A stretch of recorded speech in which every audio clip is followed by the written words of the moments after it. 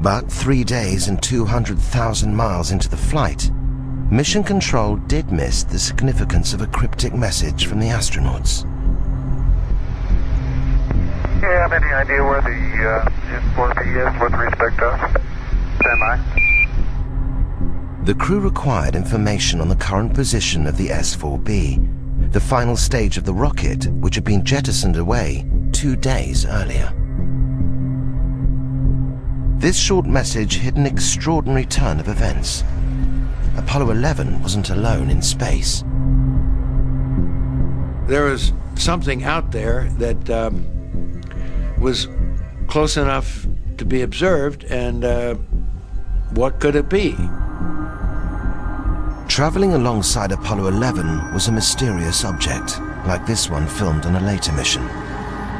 If the object wasn't part of Apollo's rocket, it could be only one thing: a UFO.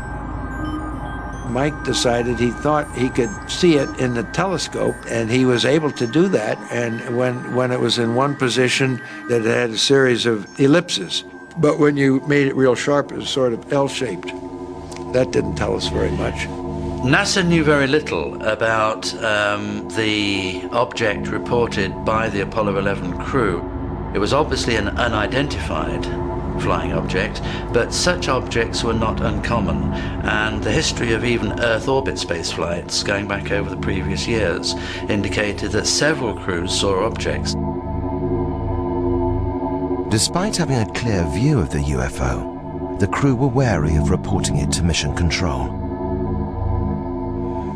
Now, obviously, the three of us were not going to blurt out, "Hey, Houston, we got something moving alongside of us, and we don't know what it is. You know, can you tell us what it is?" We weren't about to do that, because we know that those transmissions would be heard by all sorts of people, and who knows what somebody would have demanded that we turn back because of aliens or whatever the reason is. So we didn't do that, but we did decide we'd just cautiously ask Houston, how far away was the S4B? Unaware of the drama unfolding in space, Mission Control radioed the position back to Apollo 11.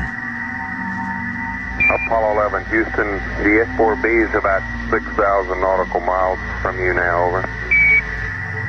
And a few moments later, they came back and said something like it was 6,000 miles away because of the maneuver. So we really didn't think we were looking at something that far away. So we decided that after a while of watching it, it was time to go to sleep and not to talk about it anymore until we came back in debriefing. To this day, whatever it was the crew saw has never been positively identified or officially acknowledged. The possibility that you might encounter aliens in space has to be considered in a very sensible and positive and realistic way. There were a lot of people within the program who went off later and became convinced that UFOs existed. And that led to some concern on NASA's part, where they got the agreement of the crew never to publicly talk about these things for fear of ridicule.